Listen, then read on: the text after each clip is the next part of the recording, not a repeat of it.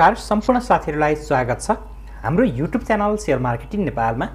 अहिले घोराई सिमेन्टले प्रिमियममा आईपीओ निष्कासन गर्न लागेको छ अनि धेरै लगानीकर्ताहरूको मनमा यो घोराई सिमेन्टको आईपीओ भर्ने कि नभर्ने, आईपीओ भर्दा फाइदा होला कि अथवा आईपीओ भर्दा घाटा होला कि, हामीले 400 र 435 मा शेयर खरिद गरेर भोलिका दिनमा सेकेन्डरी मार्केटमा कारोबार हुँदै गर्दा कतिमा कारोबार हुन्छ अनि त्यसैगरी यस कम्पनीको शेयर मूल्य कतिसम्म पुग्ला, यो सबै विषयको बारेमा धेरै जना साथीहरु अलमलमा हुनुहुन्छ होला।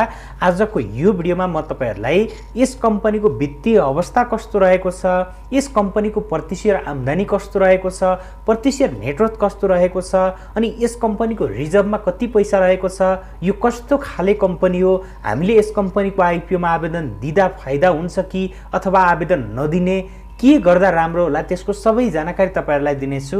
अनि दोस्रो बजारमा पहिलो कारोबार कतिदेखि कतिसम्मको रेन्जमा हुन्छ यसको, त्यसको बारेमा पनि सबै जानकारी तपाईहरुलाई म दिनेछु। त्यसकारणले गर्दा पनि भिडियोलाई अन्तिमसम्म हेर्नु होला अनि यस्तै विषयवस्तुमा आधारित भिडियोहरु हेर्नको लागि हाम्रो च्यानललाई सब्स्क्राइब गरी साइडमा रहेको बेल आइकनलाई पनि क्लिक गर्न भने नभुल्नु होला, जसको कारण हामीले अपलोड गरेको भिडियो सबैभन्दा पहिले हेर्न र सुन्न सक्नुहुन्छ। र साथीहरु, मैले यो कम्पनी र त्यसैगरी शिवम सिमेन्ट बारे पनि केही जानकारी तपाईहरुलाई दिनेछु। शिवम सिमेन्टले पनि प्रिमियममा आईपीओ निष्कासन गरेको थियो, तर अहिले त्यस कम्पनीको शेयर हामीले करिब 400 को रेन्जमा देख्न सकिन्छ अनि यो कम्पनीको शेयरलाई हामीले 435 हालेर किन्दै गर्दा भोलिका दिनहरुमा हामीले घाटा खानुपर्ने अवस्था आउने पो हो कि अनि शिवमको मूल्य किन घटिरहेको छ, त्यो सबै जानकारी यो दुईवटा कम्पनीहरुलाई दाँजेर हेरेर तपाईहरुलाई चाहिँ दिनेछु। त्यसकारणले गर्दा पनि आजको भिडियो चाहिँ एकदमै महत्त्वपूर्ण रहेको छ र सबै साथीहरुले आईपीओ भर्नुभन्दा अगाडि चाहिँ एकपटक यो भिडियोलाई चाहिँ पुरा हेर्नु।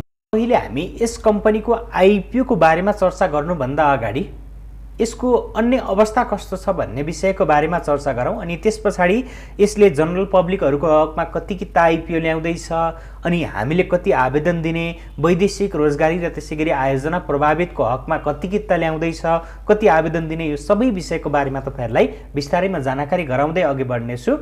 अब यो कम्पनीको नाम भनेको चाहिँ घोराई सिमेन्ट इन्डस्ट्री लिमिटेड रहेको छ अनि यसको चाहिँ कम्पनी ऐन 2063 अन्तर्गत चाहिँ स्थापना भएको कम्पनी हो। यसको रजिस्टर कार्यालय काठमाडौँ जिल्ला काठमाडौँ महानगरपालिका वडा नम्बर 28 त्रिवेणी कम्प्लेक्स 8औं तल्ला पुतली सडक काठमाडौँ तथा प्रधान कार्यालय ट्रेड टावर 60औं तल्ला थापाथली काठमाडौँमा रहेको छ अनि आवश्यकता अनुसार चाहिँ स्वीकृति लिई कम्पनीको रजिस्टर कार्यालय स्थानान्तरण गर्न र नेपाल भित्र वा विदेशमा शाखा खोल्न सकिने व्यवस्था चाहिँ यसले गरेको छ अनि कारोबार गर्ने मुख्य स्थानको रूपमा चाहिँ हामीले कम्पनीको रजिस्टर कार्यालय काठमाडौँ जिल्ला काठमाडौँ महानगरपालिका वडा नम्बर 28 त्रिवेणी कम्प्लेक्स पुतली सडक काठमाडौँ तथा प्रधान कार्यालय ट्रेड टावर थापाथली काठमाडौँमा रहेको छ अनि यसको उद्योग स्थल चाहिँ दाङ जिल्ला घोराही उपमहानगरपालिका वडा नम्बर 4 घोराहीमा रहेको छ। साथै अन्य शाखा कार्यालयहरू वडा नम्बर 3 कृष्णनगर कपिलवस्तु, वडा नम्बर 13 आदर्शनगर वीरगञ्ज, वडा नम्बर 9 सुनवल नवलप्रासी र वडा नम्बर 5 बैजनाथ बाँकेमा रहेको छ। सम्बन्धित निकायमा आवश्यकता अनुसार स्वीकृति लिई अन्य ठाउँमा पनि यसले चाहिँ शाखा कार्यालय खोल्न सक्नेछ। अनि त्यसैगरी कम्पनीको स्थापना कालदेखि हालसम्मको हामीले संक्षिप्त इतिहास र संस्थाको मुख्य उद्देश्यहरू चाहिँ हेर्न सकिन्छ, जसअनुसार चाहिँ हामीले यो घोराई सिमेन्ट इन्डस्ट्री प्रणाली 2064 4 महिना 21 गते प्रणालीको रूपमा कम्पनी रजिस्टरको कार्यालयमा दर्ता भएको थियो अनि मिति 2077 11-23 गते कम्पनी रजिस्टरको कार्यालयमा पत्र अनुसार चाहिँ प्रणालीबाट पब्लिक लिमिटेडमा परिणत भई घोराई सिमेन्ट इन्डस्ट्री लिमिटेड भएर चाहिँ यसले चाहिँ के गर्दै आइरहेको छ त कारोबार चाहिँ सञ्चालन गर्दै आइरहेको छ। अनि हामीले बुझ्नुपर्ने कुरा के हो भने कुनै पनि प्राइभेट कम्पनी अथवा प्राइभेट लिमिटेडले आईपीओ निष्कासन गर्न पाउँदैन। प्राइभेटबाट सबैभन्दा पहिले त्यो कम्पनी पब्लिकमा परिणत भइसकेपछि मात्रै सर्वसाधारणहरुमा आईपीओ जारी गर्न पाउने व्यवस्था हुन्छ। त्यसै अनुरूप चाहिँ यो कम्पनी पनि प्रणालीबाट पब्लिकमा चाहिँ कन्भर्ट भएको थियो। यो 2077 11 महिना 23 गते चाहिँ पब्लिकमा कन्भर्ट चाहिँ हुन पुगेको थियो अनि यसको क्लिङ्कर उत्पादन गर्ने उद्देश्य उल्लेख भई ठूला उद्योगको रूपमा यस घोराही सिमेन्ट इन्डस्ट्री लिमिटेड साबिक घोराही सिमेन्ट इन्डस्ट्री प्रणाली मिति 2065 5/5 गते उद्योग दर्ता नम्बर 451 25 अनुसार चाहिँ उद्योग विभागमा दर्ता भएको छ अनि साथै उद्योग विभागको मिति 2068 529 को पत्र अनुसार यस घोराही सिमेन्ट इन्डस्ट्री लिमिटेडले उत्पादन विविधीकरण अन्तर्गत सिमेन्ट उत्पादन गर्ने उद्देश्य थप गरेको छ।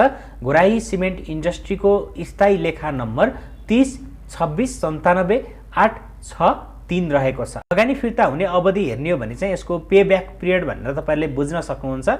साधारणतर्फ यसको लगानी फिर्ता हुने अवधि सिम्पल पे ब्याक पिरियड 4 वर्ष 8 महिना रहेको छ। त्यसैगरी यसको डिस्काउन्टमा लगानी फिर्ता हुने अवधि चाहिँ 8 वर्ष 5 महिना रहेको छ। र त्यसैगरी अब यो कम्पनीले धितोपत्र जारी गर्नुको उद्देश्य हेरौँ। कम्पनीको प्रबन्ध पत्र तथा नियमावलीमा भएको व्यवस्था अनुसार कम्पनीले आफ्नो जारी पुँजी 3,97,19,06,000 रुपैयाँको 20% अर्थात् करिब 79,43,801 किता सेयर र त्यसैगरी 75,46,611 किता सेयर चाहिँ सर्वसाधारणहरूको लागि तथा 3,97,190 किता सेयर यसले उद्योग प्रभावित क्षेत्रका बासिन्दाहरूको निमित्त चाहिँ निष्कासन सहित जम्मा 79,43,801 किता सेयर चाहिँ यो विवरण पत्र मार्फत धितोपत्र निष्कासन गर्न लागेको हो। सर्वसाधारणमा सेयर जारी गरी संगठित संस्थामा सर्वसाधारण सेयरधनीहरूको तर्फबाट समेत प्रतिनिधित्व गराउने उद्देश्यले चाहिँ यस कम्पनीले आइपिओ अथवा सेयर जारी गर्न लागेको भनेर जानकारी गराएको छ। अनि यस कम्पनीको हामीले पुँजी संरचना सम्बन्धी विवरण हेर्छौँ भने यसको अधिकृत पुँजी 6 अर्ब 80 करोड रहेको छ।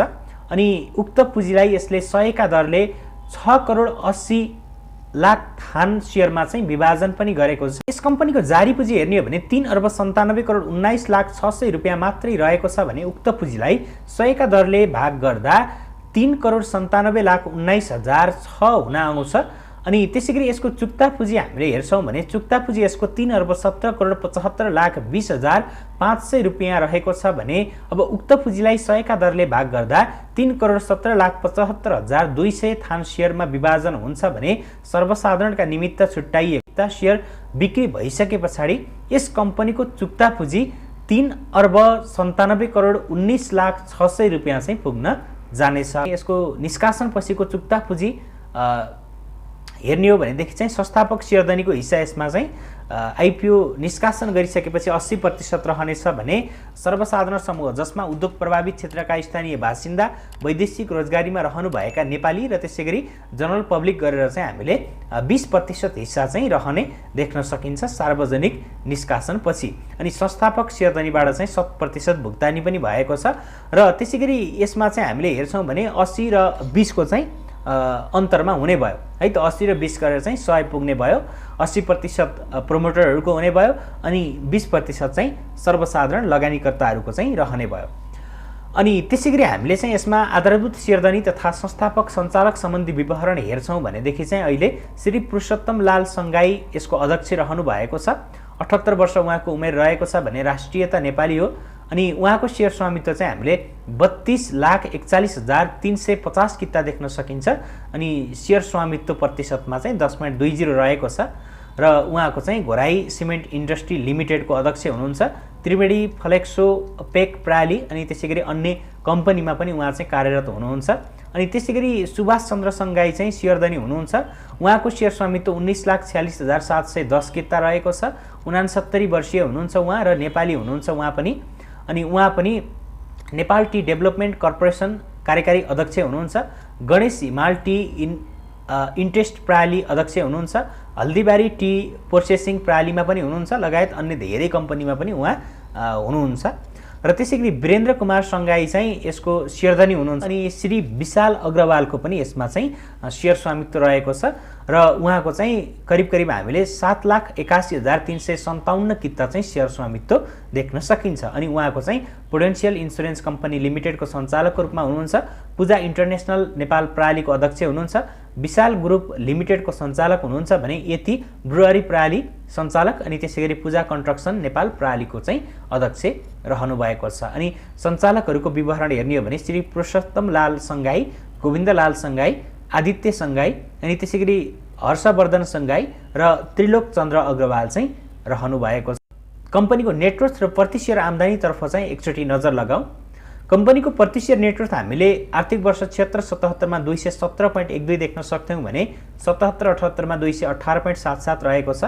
अनि त्यसैगरी आर्थिक वर्ष 78-79 मा 226.61 देख्न सकिन्छ भने 2079-80 को पौष मसान्तसम्मको अपरिष्कृत वित्तीय विवरणमा चाहिँ 227.10 यसको प्रतिशत नेटवर्थ देख्न सकिन्छ भने 79-80 मा 279.59 अनि 80-81 मा 295.92 र त्यसैगरी आर्थिक वर्ष 81-82 मा 320.50 चाहिँ प्रतिशत नेटवर्थ पुर्याउने भनेर चाहिँ प्रक्षेपण देख्न सकिन्छ।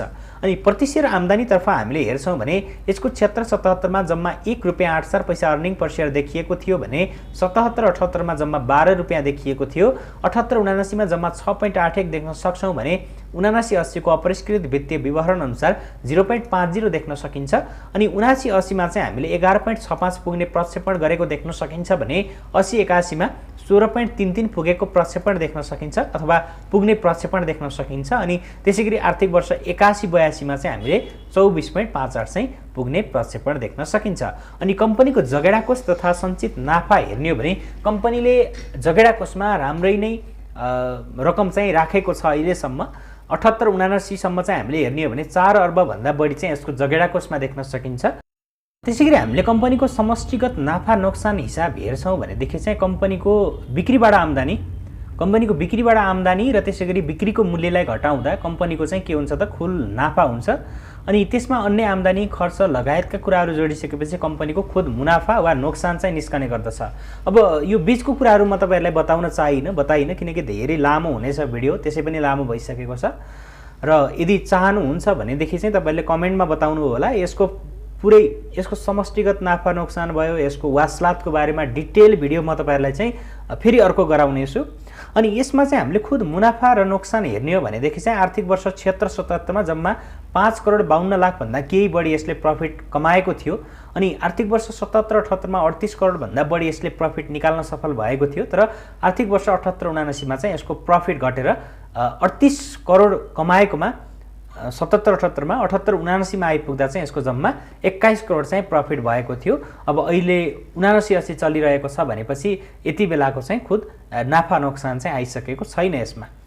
अनि त्यसैगरी अब अरु कुराहरुमा हामीले यसमा चाहिँ हेर्छौं भनेदेखि चाहिँ अरु कुरा खासै हेर्नुपर्ने कुरा चाहिँ मैले तपाईहरुलाई राखिन। यसको सकारात्मक पक्षहरुको बारेमा गएमा डाइरेक्ट यसको सकारात्मक पक्षको हामीले 1 नम्बरमा चाहिँ संगठित संस्थाले अत्याधुनिक जर्मन प्रविधियुक्त प्लान्ट एन्ड मेसिनरी जडित उद्योगको निर्माण चुन्डुङ्गा संकलनको लागि पर्याप्त क्षेत्रफल सहितको चुन्डुङ्गा राख्न सक्ने क्षमतायुक्त भण्डारण कक्ष र वातावरणीय वायु प्रदूषण नियन्त्रणका लागि ब्याग फिल्टर र ब्याग हाउसको उचित प्रबन्धहरू मिलाएर संस्थाले आफ्नो उत्पादनहरूमा गुणस्तरको सुनिश्चितता गरेको छ। उद्योगबाट हरेक घण्टामा उत्पादन हुने सिमेन्ट तथा क्लिङ्कर संगठित संस्थाको अत्याधुनिक ल्याबबाट नियमित परीक्षण गरी गुणस्तरको मापन गर्ने गरिएको छ। अनि यसका साथै स्वचालित प्रविधियुक्त एक्सरे मेसिनरीको माध्यमबाट 24 घण्टा कच्चा पदार्थ र त्यसैगरी स्ट्रेन्थ नियमित रूपमा मापन गर्ने गरिएको छ। साथै संगठित संस्थाले अनुभवी प्राविधिक जनशक्तिको माध्यमबाट उच्च गुणस्तरको सिमेन्ट तथा क्लिङ्कर चाहिँ उत्पादन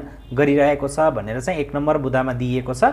अनि त्यसैगरी यसको चाहिँ हामीले दोस्रो नम्बर बुदामा चाहिँ के देख्न सक्छौं भने संगठित संस्थाले सिमेन्टका लागि आवश्यक पर्ने मुख्य कच्चा पदार्थ सिमेन्ट ग्रेड चुन्डुङ्गाको खोज तलास अनुसन्धान गरी उत्खनन गर्ने सन्दर्भमा चाहिँ नेपाल सरकार खानी तथा भूगर्भ विभाग समेतबाट नियम बमोजिम अनुमति लिई देशका विभिन्न स्थानहरूमा अनुसन्धानात्मक कार्यहरू नियमित रूपमा गर्ने गरेको छ र यसका साथै बजारको माग बमोजिम आवश्यक पर्न सक्ने विभिन्न ग्रेडका सिमेन्टहरू उत्पादन गर्नका निम्ति नियमित रूपमा अध्ययन तथा अनुसन्धान गर्ने गरेको छ र अन्तर्राष्ट्रिय बजारमा सिमेन्ट तथा क्लिङ्करमा भइरहेको प्राविधिक विकास र त्यसले पार्न सक्ने सकारात्मक तथा नकारात्मक पक्षहरूको अध्ययन र विश्लेषण नियमित रूपमा चाहिँ गर्ने गरेको छ।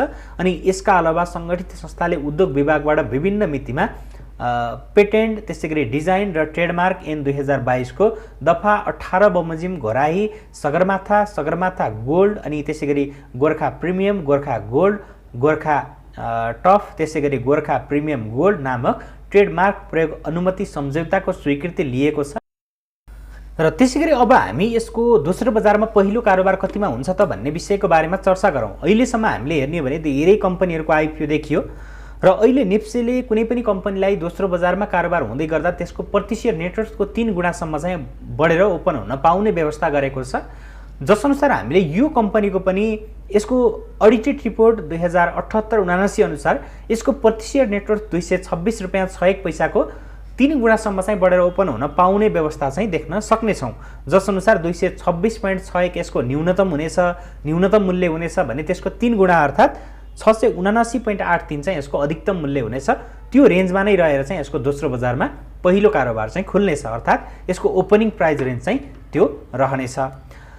अनि त्यसैगरी हामीले चाहिँ यसको अब शिवम सिमेन्टसँग पनि केही कम्पेयर गरेर हेरौँ। शिवम सिमेन्टको म तपाईहरुलाई केही वित्तीय अवस्था अनि शिवम सिमेन्टको अहिले मूल्य घट्नुको कारण त्यसको बारेमा चाहिँ केही जानकारी गराउन चाहे। अब शिवम सिमेन्टको बारेमा हामीले हेर्ने हो भने शिवम सिमेन्टको शेयर दोस्रो बजारमा 305 मा खुलेको हो हैन, अनि त्यसपछि बढेर 1800 सम्म पनि यसको शेयर मूल्य चाहिँ पुगेको थियो। अहिले हामीले चाहिँ नेप्सेमा 415.2 मा चाहिँ यसको कारोबार भइरहेको देख्न सक्छौं।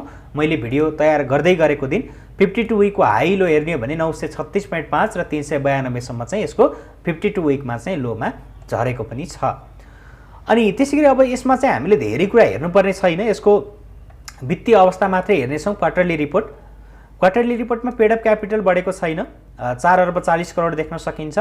रिजर्भ हामीले हेर्ने हो भने 4 अर्ब 70 करोड यसको रिजर्भमा रहेको छ 79-80 को क्वार्टर 2 को रिपोर्ट अनुसार। रेभेन्यू फ्रम अपरेसनमा चाहिँ हामीले यसको 3 अर्ब 34 करोड देख्न सकिन्छ भने यसको नेट प्रफिट चाहिँ जम्मा 32 करोड हाराहारी मात्रै रहेको छ।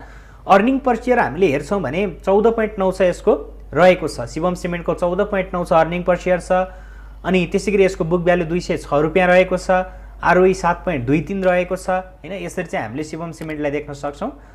अनि अब शिवम सिमेन्ट र यसमा तुलना गरेर हेर्ने हो भनेदेखि चाहिँ हामीले मैले यो बेसिक कुराहरू शिवम सिमेन्टको तपाईहरुलाई किन भनिरहेको छु, किन देखाइरहेको छु भन्ने शिवम सिमेन्टले पनि 4 वर्ष अगाडि स्थानीयवासीलाई प्रिमियम सहित प्रति किता 300 रुपैयाँ र देशभरिका सर्वसाधारणहरूलाई 400 रुपैयाँ प्रति कितामा चाहिँ 52 लाख किता शेयर बिक्री गर्ने प्रयास गरेको थियो। तर चर्को मूल्यका कारण त्यति बेला पनि शेयर बिक्री हुने सम्भावना नभएपछि स्थानीयवासीलाई 200 रुपैयाँ र देशभरिका सर्वसाधारणलाई 300 रुपैयाँमा शेयर बिक्री गर्न खोज्दा पनि बिक्री प्रबन्धक सिद्धार्थ क्यापिटललाई एकदमै गाह्रो परिरहेको थियो। अहिले शिवमको शेयर मूल्य 390-92 को रेन्जमा पनि आएको थियो। अनि अहिले बढ्दो आपूर्ति र बजारको अवस्थाले अरु गिरावट नआउला भन्न पनि सकिदैन, किनकि मार्केट अब अहिले पनि तल्लो बिन्दुमा चलिरहेको छ। मार्केटमा केही गरी नेगेटिभ कुराहरू आए भने शिवम सिमेन्टको शेयर मूल्य पनि अझै पनि केही तल झर्न सक्ने सम्भावना हुन्छ। तर हामीले घोराई सिमेन्टको प्रिमियममा 435 मा आउने भइसके पछाडि पछिल्लो केही दिन यता शिवम सिमेन्टको शेयर मूल्यमा पनि वृद्धि आएको देख्न सकिन्छ।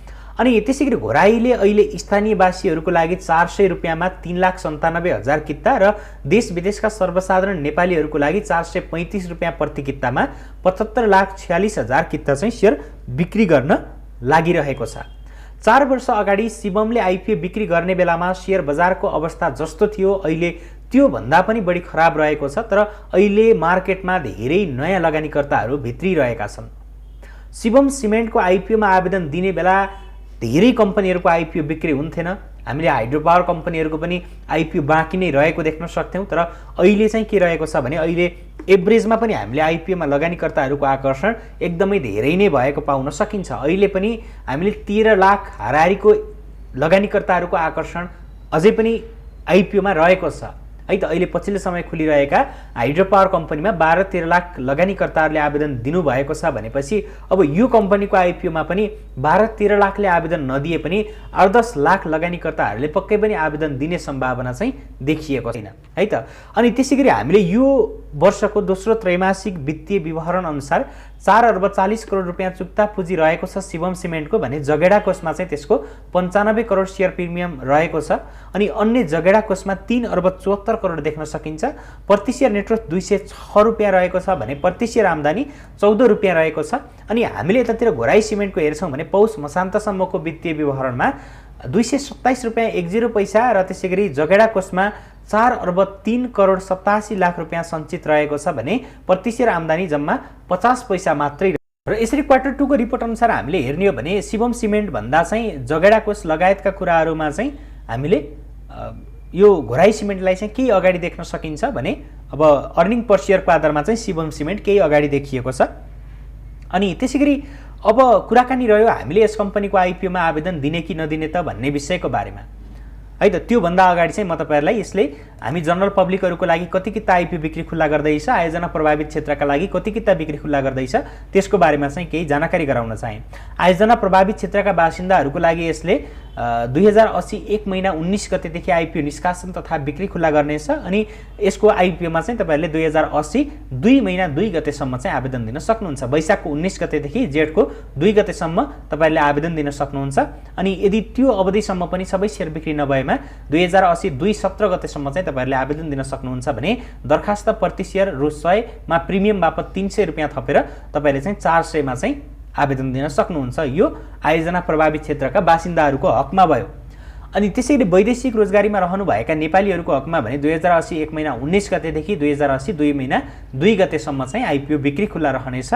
अब तपाईँहरूले त्यो अवधिसम्म चाहिँ आइपिओमा आवेदन दिनुपर्ने हुन्छ र यसको दरखास्त प्रति सेयर 100 मा प्रिमियम बापत रु 335 रुपियाँ थप गरी प्रति सेयर 435 मा चाहिँ यसले आइपिओ बिक्री खुल्ला गर्न गइरहेको छ। अनि त्यसैगरी हामी जनरल पब्लिक अर्थात् अन्य जो वैदेशिक रोजगारीमा पनि पर्दैनौँ, आयोजना प्रभावितमा पनि पर्दैनौँ, अनि त्यसैगरी यसको कर्मचारीको रूपमा पनि पर्दैनौँ भने हामीले चाहिँ यस कम्पनीको आइपिओमा वैदेशिक रोजगारीमा रहेका नेपालीहरूको लागि अनि त्यसैगरी आयोजना प्रभावित क्षेत्रका स्थानीय बासिन्दाहरूको लागि बाँडफाँड गरिसके पछाडि त्यस पछाडि चाहिँ हाम्रो लागि खुल्ला गर्नेछ। अनि त्यो अवधिमा चाहिँ हामीले आवेदन दिन सक्नेछौँ र त्यसको लागि अझै पनि प्रक्रिया लगभग 1 महिनासम्म चाहिँ अवधि लाग्न पनि सक्छ। अनि त्यसैगरी अब हामीले चाहिँ आइपिओमा कति किताको लागि आवेदन दिने भन्ने कुरा हुन्छ र त्योभन्दा पहिला चाहिँ आवेदन दिने कि नदिने भन्ने कुरा गरौँ है त। अहिले शिवम सिमेन्टको सेयर मूल्य 400 भन्दा माथि रहेको छ, 415 को रेन्जमा रहेको छ। अनि शिवम सिमेन्टको अहिले 415 मा सेयर मूल्य हुन्थेन होला यदि कम्पनीको लक इन पिरियड नखुलेको भए, किनकि 1800 मा भएको कम्पनी एकैपटक 300 400 मा यत्तिकै झर्दैन के। त्यसलाई चाहिँ प्रोमोटरको सप्लाईले गर्दा गिरावट हुन पारेको छ अथवा गिरावटमा ल्याएको छ र एकदमै तल्लो रेन्जमा चाहिँ अहिले हामीले देख्न सक्छौँ। र अब अन्तिममा कम्पनीको सबै अवस्था हेर्दै गर्दा कम्पनी ठिकै नै देखिएको छ। अनि शिवम सिमेन्टको अहिलेको सेयर मूल्यलाई दाँजेर हामीले यो घोराइको आइपिओ भर्दै नभर्ने भन्ने कुरा चाहिँ त्यति धेरै जायज हुन्छ जस्तो म आफूलाई लागिरहेको छैन। अनि यसले आयोजना प्रभावितलाई र त्यसैगरी आफ्ना कम्पनीका कर्मचारीहरूलाई चाहिँ सस्तोमा सेयर बिक्री गर्नेछ पक्कै पनि, किनकि आयोजना प्रभावितलाई 400 मा बिक्री गर्नेछ भने आफ्ना कम्पनीका कर्मचारीलाई अझ त्योभन्दा पनि सस्तोमा बिक्री गर्नेछ। र त्यो बाहेक अन्य सबै लगानीकर्ताहरूले 435 मा नै सेयर चाहिँ के गर्नुपर्ने हुन्छ त खरिद गर्नुपर्ने हुन्छ अथवा आइपिओ भर्नुपर्ने हुन्छ। अब हामीले बुझ्नुपर्ने कुरा सबैले 435 मा सेयर भरिरहेका छौँ भने 435 भन्दा कममा आएर बिक्री गर्ने कसले त? कि 435 मा भरेका लगानीकर्ताहरूले नै आएर बिक्री गर्नु पर्यो? होइन भने त तत्कालै 435 भन्दा तल त त्यस्तो धेरै ठुलो सप्लाई त आउनेवाला छैन हैन। अनि त्यस कारणले गर्दा पनि हामीले अब यो कम्पनीको आइपिओमा आवेदन दिँदै नदिकिन बस्ने भन्दा पनि रिक्स त केही हदसम्म छ। रिक्स हुँदै नभएको भनेको होइन हैन। 100 रुपियाँमा आइपिओ किनेको जस्तो 435 मा किनेको आइपिओमा हुँदैन। रिक्स त केही न केही छ, तर रिक्स भए तापनि हामीले यस कम्पनीको आइपिओमा चाहिँ 10 किताको लागि आवेदन चाहिँ दिँदा उपयुक्त हुने नै देख्छु है त म चाहिँ। किनकि अब तत्कालै ल ठिक छ मार्केट प्राइस नै घट्यो, 1800 बाट पनि मार्केट तल झर्यो, निरन्तर गिरावट भयो भने त्यो अवस्थामा हामीलाई तत्कालै केही घाटा होला, तर आगामी बुलमा चाहिँ यो कम्पनीले पनि राम्रो पर्फर्मेन्स गर्न सक्छ अथवा राम्रो मूल्यसम्म पुग्न सक्छ भन्ने चाहिँ एउटा हामीले अपेक्षा राख्न सकिन्छ। त्यही अनुसार चाहिँ पक्कै पनि म आफूले चाहिँ यस कम्पनीको आइपिओमा 10 किता आवेदन चाहिँ दिनेछु। र सामाजिक सञ्जालमा पछिल्लो समय भइरहेको छ के भने अब धेरै महँगो आइपिओ भयो अनि त्यसैगरी सेकेन्डरी मार्केटमै कारोबारमा आएका केही कमर्सियल ब्याङ्कहरूसँग दाँजेर यसको सेयर भन्दा अथवा यसको आइपिओ भन्दा यसको सेयर किन्दा धेरै फाइदा हुन्छ भन्ने किसिमका कुराहरू गर्नुभएको छ। तर हामीले एउटै सेक्टरका कम्पनीहरूमा दाँच्न सकिन्छ, जस्तो कि शिवम सिमेन्ट र यसलाई दाँच्न सकिन्छ, तर कमर्सियल ब्याङ्कलाई लगेर हामीले दाँच्नु हुँदैन के। किनकि एउटै सेक्टरका एउटै प्रकृतिका कम्पनीहरूमा चाहिँ हामीले दाँजेर हेर्नुपर्ने हुन्छ। र अनि कतिपय कुराहरूमा चाहिँ कसले प्रभाव पारिरहेको हुन्छ भने सप्लाई र डिमान्डले पनि धेरै कुराको प्रभाव पारिरहेको हुन्छ। जहाँ सप्लाई बढी हुन्छ त्यो कम्पनीको सेयर मूल्य बढ्न एकदमै गाह्रो देखिरहेका हुन्छौँ भने जहाँ सप्लाई एकदमै कम हुन्छ त्यो कम्पनीको सेयर मूल्य चाहिँ सहजै वृद्धि भइरहेको देख्न सक्छौँ। जस्तो कि हामीले लो क्याप माइक्रो फाइनेन्स कम्पनीहरूलाई हेर्न सकियो। अब हाई क्यापवालामा हामीले शिवम सिमेन्टलाई नै उदाहरणको रूपमा लिन सकियो। जब त्यो कम्पनीको लक इन पिरियड खुलेको थिएन, कम्पनीको सेयर मूल्य बढेर 1800 सम्म पुगेको थियो, तर अहिले त्यही कम्पनीको सेयर मूल्य 400 कै रेन्जमा डुलिरहेको छ। त्यो सप्लाईको कारणले गर्दा भएको हो। त्यसैगरी हामीले यो कम्पनीको सेयरलाई पनि अहिलेको अवस्थामा 435 मा खरिद गरेर अनि आगामी बुलमा हामीले जसरी पनि बिक्री गर्नुपर्ने हुन्छ, किनकि यसको पनि अबको 3 वर्ष पछाडि जब नेप्सीमा कारोबार हुन्छ त्यसको ठिक 3 वर्ष पछाडि लक इन पिरियड खुल्छ। आयोजना प्रभावितले सेयर बिक्री गर्न पाउनुहुन्छ अनि यसका कम्पनीका कर्मचारीहरूले सेयर बिक्री गर्न पाउनुहुन्छ अनि प्रोमोटरहरूले पनि सेयर बिक्री गर्न पाउने व्यवस्था हुन्छ। त्यस कारणले गर्दा चाहिँ अब त्यो अवधिसम्म हामी जसरी पनि मार्केटबाट चाहिँ एक्जिट हुनुपर्छ यो कम्पनीको सेयरमा। र अनि अर्को एउटा महत्त्वपूर्ण कुरा के भने, अब यो हामीले प्रिमियममा यसको आइपिओ भरिरहेका छौँ भनेपछि हामीले अब अरू आइपिओ 100 रुपियाँमा भरेको आइपिओ जस्तो हामीले चाहिँ 100 मा किनेको सेयरलाई 300, 400, 500 सम्म वेट गरेर हुँदैन। कि तपाईँहरूले यो कम्पनीको आइपिओ 435 मा खरिद गर्नुभएको छ भने तपाईँहरूले चाहिँ यसमा के गर्नुपर्ने हुन्छ भने आगामी बुलसम्म वेट गर्नुपर्ने हुन्छ। यदि होइन भने तपाईँले 435 को मूल्य राख्नु भएको छ भने त्यो भनेको के हो त, सेकेन्डरी मार्केटको रेट जस्तो हो के। सेकेन्डरी मार्केटबाट हामीले सेयर खरिद गरेको जस्तो हो। अनि त्यसरी हामीले चाहिँ खरिद गरिरहेका छौँ भनेपछि हामीले त्यसमा चाहिँ 10%, 20% को रिटर्न आइसकेपछि अथवा आवश्यकता अनुसार अथवा त्यो समयअनुसार चाहिँ हामीले समयमा नै एक्जिट हुन पनि सक्नुपर्छ। त्यस कारणले गर्दा अब यस कम्पनीको सेयर मूल्य जति बेलासम्म हामीले नेप्सीमा कारोबार भइसकेपछि बढ्छ, बढिरहन दिने होइन। अनि जुन दिनदेखि राम्रोसँग सप्लाई आउँछ नि त्यस दिन चाहिँ हामीले बिक्री गरेर चाहिँ केही समयको लागि एक्जिट गर्न सकिन्छ यसबाट। अनि त्यो एरियाबाट केही प्राइस डाउन भइसकेपछि फेरि हामीले यही स्टकमा चाहिँ इन्ट्री गर्न सकिन्छ। अब आफूले किनेको मूल्य अर्थात् 435 को एरियाभन्दा पनि तल नै सप्लाई आयो भने त त्यो अवस्थामा हामीले गर्न सकिने के भयो भने त्यो अवस्थामा हामीले केही समयको लागि वेट नै गर्नुपर्ने हुन्छ। अथवा अब आइपिओको मूल्यभन्दा नै कममा सेकेन्डरी मार्केटमा पाइन्छ भने त्यो बेलालाई चाहिँ हामीले अवसरको रूपमा लिएर खरिद पनि गर्न सकिन्छ होइन। 435 मा किनेको सेयर 600, 700 तिर पुगेर एउटा राम्रो सेलिङ प्रेसर चाहिँ आउने चान्स देखिएको छ भने त्यो अवस्थामा हामी तत्कालै प्रफिट बुक गर्ने अनि त्यस पछाडि चाहिँ फेरि एउटा करेक्सन आइसकेपछि फेरि इन्ट्री चाहिँ गर्न सकिन्छ। र अनि अन्तिममा सेयर बजार भनेको सधैँ पनि जोखिमको क्षेत्र हो। त्यस कारणले गर्दा आइपिओ होस् अथवा सेकेन्डरी मार्केटमा लगानी गर्दा होस् तपाईँले कम्पनीको वित्तीय अवस्थाको बारेमा राम्रोसँग ज्ञान लिएको हुनुपर्छ होइन। अरूले भनेको कुरालाई नै आधार मानेर तपाईँहरूले लगानी गर्ने भन्दा पनि आफूले पनि धेरै कुरा अध्ययन गरेर अथवा बुझेर लगानी गर्नुपर्ने हुन्छ। यो सेयर खरिद बिक्रीको लागि गराइएको भिडियो भन्दा पनि शिक्षाको उद्देश्यले गराइएको भिडियो, त्यसरी चाहिँ बुझ्नु होला। र आजको लागि यति नै, र यसको थप इन्फर्मेसन चाहिँ हामीले अर्को भिडियोमा चर्चा गर्नेछौँ। त्यति बेलासम्मको लागि चाहिँ बिदा माग्न चाहन्छु। र आजको यो भिडियो कस्तो लाग्यो, जस्तो लाग्यो त्यस्तै प्रतिक्रिया दिन नभुल्नुहोला। अनि भिडियोलाई एक लाइक गरी हाम्रो च्यानललाई सब्सक्राइब पनि गर्नुहोला है त।